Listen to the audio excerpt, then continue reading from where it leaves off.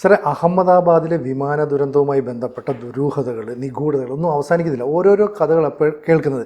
അതുകൊണ്ട് തന്നെ ലോകമെമ്പാടുമുള്ള വിമാനങ്ങളിലെ സുരക്ഷയും ബാക്കിയുള്ള കാര്യങ്ങളൊക്കെ കൃത്യമായിട്ട് ശ്രദ്ധിക്കുന്നു. ഇപ്പോൾ കേൾക്കുന്നത് അമേരിക്കയിൽ ഒരു ബോയിങ് വിമാനത്തിൻ്റെ എഞ്ചിനിൽ തീ കണ്ടു എന്നുള്ള വലിയ ഞെട്ടിപ്പിക്കുന്നൊരു വാർത്തയല്ലേ ശരിക്കും? അത് അതെ, ബോയിങ്ങിൻ്റെ വലിയ പ്രതിസന്ധി ഘട്ടമാണിത്. അതായത് ഡെൽറ്റ എയർലൈൻസ് അറ്റ്ലാന്റയ്ക്ക് പറന്ന വിമാനം ഇവിടെയൊക്കെ നടന്ന പോലെ തന്നെ ടേക്ക് ഓഫ് നടന്ന് നിമിഷങ്ങൾക്കകം ലോസ് ആഞ്ചലസ് രാജ്യാന്തര വിമാനത്താവളത്തിൽ നിന്നാണ് ഈ ഡെൽറ്റ എയർലൈൻസ് അറ്റ്ലാന്റയ്ക്ക് ടേക്ക് ഓഫ് ചെയ്യുന്നത്. ടേക്ക് ഓഫ് ചെയ്ത് താമസിയാതെ ഇടത് എഞ്ചിനിൽ തീ കണ്ടു. അപ്പോൾ അതിൻ്റെ വീഡിയോസൊക്കെ ഉണ്ട്. അപ്പോൾ ഫ്ലൈറ്റ് DC-446 ആണിത്. ഇത് 24 വർഷം പഴക്കമുള്ള ബോയിങ് 767-400 വിമാനമാണിത്. ബോയിങ്ങിൻ്റെ 767. അപ്പോൾ ലോസ് ആഞ്ചലസ് എയർപോർട്ടിൽ നിന്ന് ടേക്ക് ഓഫ് ചെയ്ത ഉടനെ ഈ ഇടത് വശത്തെ എഞ്ചിനിൽ തീ ഉണ്ട് എന്നുള്ളത് ക്രൂ കണ്ടെത്തി. അപ്പോൾ ഇവർ എയർ ട്രാഫിക് കൺട്രോളുമായിട്ട് ഉടനെ പൈലറ്റുമാർ ഏകോപനം നടത്തി, കാര്യങ്ങളൊക്കെ പറഞ്ഞ് ഇറങ്ങാൻ, അടിയന്തരമായിട്ട് ലാൻഡ് ചെയ്യണം എന്നുള്ളതിന്. എന്നിട്ട് ഇവർ പസഫിക് സമുദ്രത്തിൻ്റെ മുകളിൽ വട്ടമിട്ട് പറന്നു. കാരണം ഇത് ലാൻഡ് ചെയ്യാനുള്ള സൗകര്യങ്ങളൊക്കെ ചെയ്യണമല്ലോ ആ സമയത്ത്. അങ്ങനെ അവർ വട്ടം ചുറ്റിയിട്ട് ഡൗണി പാരമൗണ്ട് വഴി പറന്ന് ഇറങ്ങുകയാണ് ചെയ്തത്. അത്രയും സമയം കൊണ്ട് ഈ ലാൻഡിങ്ങിനുള്ള ചെക്ക് ലിസ്റ്റുകൾ റെഡിയാവണം, തയ്യാറെടുക്കണം വിമാനത്താവളത്തിൽ. അതൊക്കെ ചെയ്തു. അത് കഴിഞ്ഞ് ഈ അതിൻ്റെ ഒരു ആൾട്ടിറ്റ്യൂഡൊക്കെ കറക്റ്റായിരുന്നു, സ്പീഡുമൊക്കെ കറക്റ്റായിരുന്നു. എന്നിട്ട് താഴെ എത്തി, തീ കെടുത്തി, ആർക്കും പരിക്കോ അങ്ങനെയൊന്നും ഉണ്ടായില്ല. അപ്പോൾ യാത്രക്കാരോട് ഇങ്ങനെ തീ വന്നിട്ടുണ്ട്, അത് ഞങ്ങൾ ഉടനെ കെടുത്താൻ ശ്രമിക്കുന്നുള്ള കാര്യമൊക്കെ പൈലറ്റ് പറഞ്ഞ് അറിയിച്ചിരുന്നു മുകളിൽ വെച്ചിട്ട്. അപ്പോൾ ഈ aviation administration, federal aviation administration അമേരിക്കയിലെ FAA അന്വേഷണം പ്രഖ്യാപിച്ചിട്ടുണ്ട്. പിന്നെ ഇതിലുണ്ടായിരുന്നത് ജനറൽ ഇലക്ട്രിക്കിൻ്റെ 2 CF-6 എഞ്ചിനുകളാണ് ഉണ്ടായിരുന്നത്. നമ്മുടെ അഹമ്മദാബാദ് വിമാനത്തിലും ജനറൽ ഇലക്ട്രിക്കിൻ്റെ എഞ്ചിൻ തന്നെയായിരുന്നു. ഡെൽറ്റ എയർലൈൻസിന് ഈ കൊല്ലം 2ാമത്തെ അപകടമാണ് സംഭവിക്കുന്നത്. DL-105 എന്ന് പറഞ്ഞ വിമാനം, അത് എയർബസ് A330 നിയോ എയർബസിൻ്റെ. അത് അറ്റ്ലാന്റയ്ക്ക് മടങ്ങുകയാണ് ടേക്ക് ഓഫ് കഴിഞ്ഞിട്ട്. അതും ടേക്ക് ഓഫ് കഴിഞ്ഞിട്ടാണ്. ബ്രസീലിലെ സാവോ പോളോയ്ക്ക് പോകുമ്പോഴാണ് അത് സംഭവിച്ചത്. സാവോ പോളോയിലെ ഗാറുലോസ് ഇൻ്റർനാഷണൽ എയർപോർട്ടിലേക്ക് പോകുമ്പോൾ ജനുവരി 1-ാം തീയതി അതും ഇടത് എഞ്ചിന് അപകടമുണ്ട്, തീ കാണുന്നു എന്ന് പറഞ്ഞിട്ട് തന്നെയാണ് ഡെൽറ്റ എയർലൈൻസ് അന്ന് ഇറങ്ങിയത്. ഇപ്പോൾ ശരിക്കും പറഞ്ഞാൽ നമ്മുടെ അഹമ്മദാബാദിലെ വിമാനത്തിൽ തന്നെ, ആ വിമാനത്തിൽ ആദ്യം പറഞ്ഞു, ഇപ്പോൾ ഒരു വിമാനം പറന്നുയരുന്നതിന് മുമ്പ് എല്ലാവിധ സെക്യൂരിറ്റി ചെക്കും പൂർത്തിയാകണം. അതായത് പറന്നുയരുന്നതിന് മുമ്പ് എഞ്ചിൻ കറക്റ്റാണോ, ഫ്യൂവലുണ്ടോ, ബാക്കിയുള്ള കാര്യങ്ങളെല്ലാം ചെക്ക് ചെയ്തിട്ട് ഈ അപകടം ഉണ്ടായി എന്ന് പറയുന്ന പോലെ ഈ എയർബേസുകൾക്ക് അല്ലെങ്കിൽ ഇത്തരത്തിലുള്ള വലിയ വിമാനങ്ങൾക്ക് വലിയ പ്രതിസന്ധി ഉണ്ടാകുന്നു എന്നുള്ളത് യാത്രക്കാർക്ക് വലിയൊരു ഭീതി ഉണ്ടാക്കില്ലേ? യാത്രക്കാർക്ക് ഭീതിയുണ്ട്. പ്രത്യേകിച്ച് ഈ ബോയിങ് വിമാനങ്ങളെ പറ്റിയിട്ട് ഒരു ഘട്ടത്തിൽ ഒരു 100ഓളം ബോയിങ്ങുകൾ ഈ വക ഈ സ്വിച്ചിൻ്റെയൊക്കെ പ്രശ്നമുണ്ട് എന്നൊക്കെ പറഞ്ഞിട്ട് ഗ്രൗണ്ട് ചെയ്യുകയൊക്കെ ചെയ്തിരുന്നു. അത് ഈ അഹമ്മദാബാദ് അപകടം ഉണ്ടായ ഉടനെ ഈ റിപ്പോർട്ടുകളിൽ വന്നിരുന്നു. ഒരു ഘട്ടത്തിൽ ഇത്രയും ഗ്രൗണ്ട് ചെയ്തിട്ട് പിന്നെ അത് റിപ്പയർ ചെയ്തിട്ട് ഒക്കെയാണ് ഇത് പറക്കുന്നത് എന്നുള്ള വിവരമൊക്കെ വന്നിരുന്നു. അപ്പോൾ ഈ അഹമ്മദാബാദിൽ തകരാറുണ്ടായ വിമാനം ആ ഗ്രൂപ്പിൽപ്പെട്ട പല രാജ്യങ്ങളിലേക്കും വിറ്റിരുന്ന വിമാനങ്ങൾ. ഒരു ആഫ്രിക്കൻ വിമാനത്താവളത്തിൽ മറ്റേ ഹാങ്ങറിലിരുന്ന് തന്നെ ഒരു ബോയിങ് വിമാനം ഈ അഹമ്മദാബാദ് ആ ഇനത്തിൽപ്പെട്ടത് കത്തുമൊക്കെ ചെയ്തിരുന്നു. ഹാങ്ങറിൽ വെറുതെ ഇരിക്കുമ്പോൾ തീ പിടിച്ചു എന്നുള്ള വിവരമൊക്കെ പുറത്തു വന്നിരുന്നു. അപ്പോൾ ബോയിങ്ങിനെതിരെ ഇങ്ങനെ പല ആരോപണങ്ങളും വരുമ്പോൾ ഇതിൽ തന്നെ നേരത്തെ ഒരു അഡ്വൈസറി ഉണ്ടായിരുന്നല്ലോ, ബോയിങ് 737. അത് ഈ സ്വിച്ച് തന്നെത്താനെ റൺ എന്നുള്ള പൊസിഷനിൽ നിന്ന് മറ്റേ ഓഫാവുന്ന അതിലേക്ക് പോകുന്നു എന്ന് പറഞ്ഞിട്ടൊരു അഡ്വൈസറി വന്നിട്ടുണ്ടായിരുന്നു. അത് 737 ഒക്കെ ആയിട്ട് ബന്ധപ്പെട്ട്.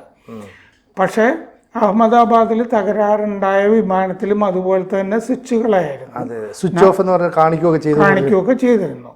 അപ്പോൾ ഈ എന്താ സംഭവിച്ചതെന്ന് വെച്ചാൽ അതൊരു അഡ്വൈസറി ആയതുകൊണ്ട് എയർ ഇന്ത്യ മാൻഡേറ്ററി അല്ല, നിർബന്ധമല്ല എന്നുള്ളത് കൊണ്ട് അതങ്ങനെ മൈൻഡ് ചെയ്തില്ല, കാര്യമായിട്ട് എടുത്തിരുന്നില്ല എന്ന് പറയുകയാണ്. അപ്പോൾ ഇതിനൊരു ചരിത്രമുണ്ട്. തന്നെത്താനെ ഈ സ്വിച്ച്, അതായത് എൻജിനിലേക്ക് ഇന്ധനം പോകുന്നത്, അത് കട്ട് ചെയ്യുകയും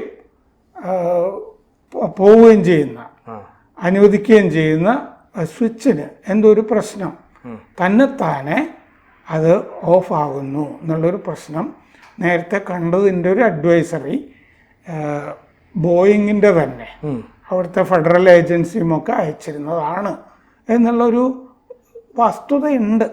അങ്ങനെ ഒരു വസ്തുത ഇരിക്കുമ്പോഴാണ് ഈ ബോയിങ്ങിനെ രക്ഷപ്പെടുത്തി എടുക്കാൻ വേണ്ടി ട്രംപ് ഉൾപ്പെടെയുള്ള ആളുകൾ ശ്രമിക്കുന്നുണ്ടല്ലോ.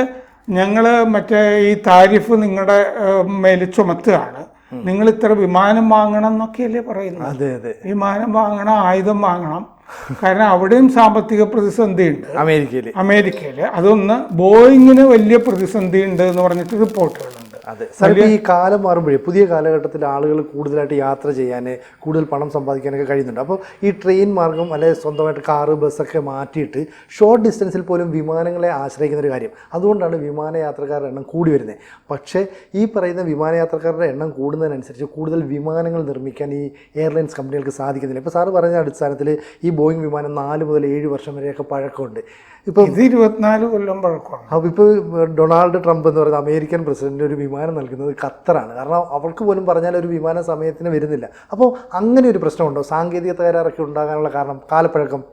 ഈ ഖത്തർ കൊടുത്തത് വേറെ കഥയാണ്. അതെന്താണെന്ന് വെച്ചാൽ അതുപോലെ 2 വിമാനങ്ങൾ ഉണ്ടാക്കിയിരുന്നു. ഒരെണ്ണം നേരത്തെ ഖത്തറിന് വേണ്ടി തന്നെ ഉണ്ടായിരുന്നതാണ്, ഇങ്ങനെ ഒരു വീട് പോലെയൊക്കെ മാറ്റി തീർത്തൊരു വിമാനം. അപ്പം ഖത്തറിൻ്റെ ഈ വിമാനം അമേരിക്കയിലൊരു വിമാനത്താവളത്തിൽ കണ്ടപ്പോൾ ഒരാഗ്രഹം വന്നാണ് ട്രംപിന്.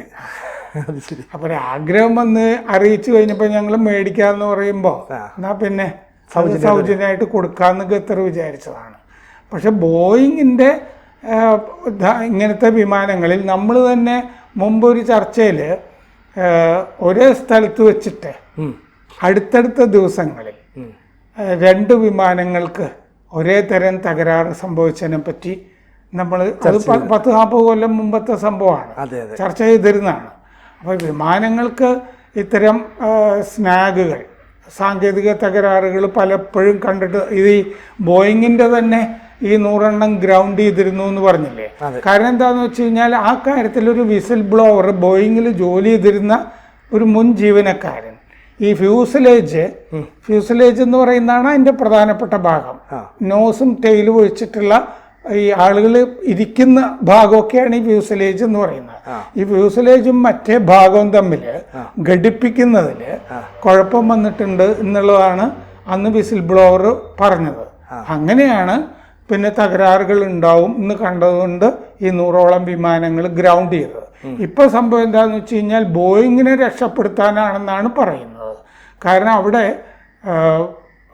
മറ്റേ WSJയിൽ, വാൾ സ്ട്രീറ്റ് ജേർണലിൽ, പിന്നെ ടെലിഗ്രാഫിൽ, ഡെയിലി ടെലിഗ്രാഫ് ബ്രിട്ടനിലെ, ആ 2 പത്രങ്ങളിൽ, ഒരെണ്ണം അമേരിക്കൻ പത്രം, ഒരെണ്ണം ബ്രിട്ടീഷ് പത്രം, ഈ 2 പത്രത്തിലും ഈ സബർവാൾ എന്ന് പറഞ്ഞ പ്രധാനപ്പെട്ട പൈലറ്റിൻ്റെ എററാണ് എന്നുള്ള മട്ടിൽ, അദ്ദേഹം മനഃപൂർവ്വം ഓഫ് ചെയ്തതാണെന്നുള്ള മട്ടിൽ വാർത്ത വന്നിരുന്നു.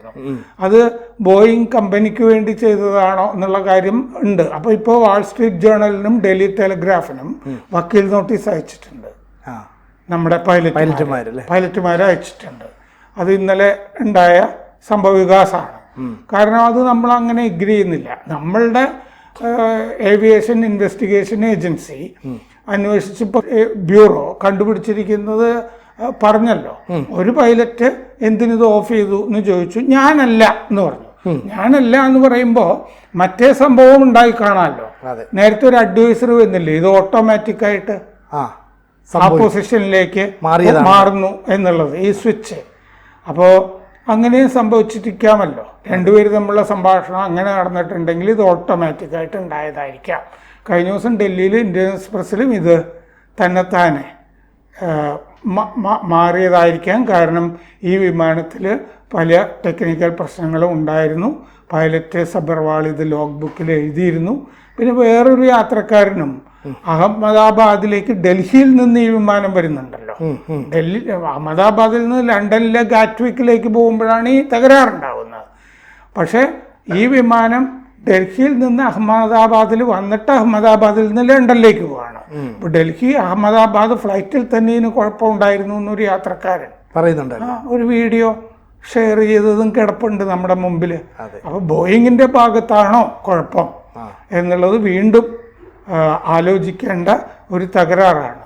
ഒരു ഇടതുവശത്തെ എഞ്ചിന് തീ പിടിച്ചിരിക്കുന്നു. ഇതെങ്ങനെ? കൂടുതൽ വാർത്തകളും വിശേഷങ്ങളും നിങ്ങളിലേക്ക് എത്താൻ ABC മലയാളം സബ്സ്ക്രൈബ് ചെയ്യുക, ബെൽ ബട്ടണും അമർത്തുക.